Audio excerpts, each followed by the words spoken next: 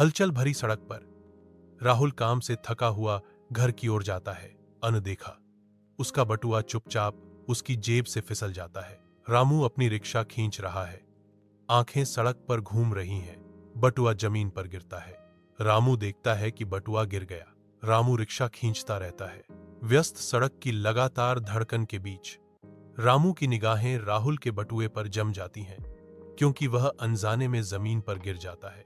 एक त्वरित अवसरवादी चाल में रामू झुकता है। उसकी उंगलियां गिरे हुए चमड़े के चारों ओर बंद हो जाती हैं। रामू के उठते ही गहन हिचकिचाहट का एक क्षण उस पर छा जाता है। निर्णय का भार उसके हाथ में भारी होता है। रामू के भीतर आंतरिक युद्ध चल रहा है। उसका चेहरा संघर्ष का एक कैनवास है, क्योंकि प्रलोभन अंतरात्मा से टकराता है। कांपते हाथों से रामू बटुआ खोलता है। पैसे की एक बौछार दिखाई देती है, साथ ही पारिवारिक गर्मजोशी की एक तस्वीर भी। यह पैसा मेरे परिवार की मदद कर सकता है, लेकिन यह उस आदमी का है। रामू फुसफुसाता है, जरूरत और नैतिकता के बीच फंसा हुआ।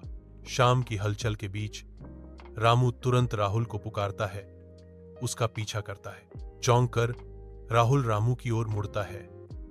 उसके चेहरे पर एक उभरती हुई अनुभूति फैल रही है। रामू हांफते हुए राहुल की ओर बटुआ बढ़ाता है और सरल सच्चाई बताता है, भैया, आपका बटुआ गिर गया।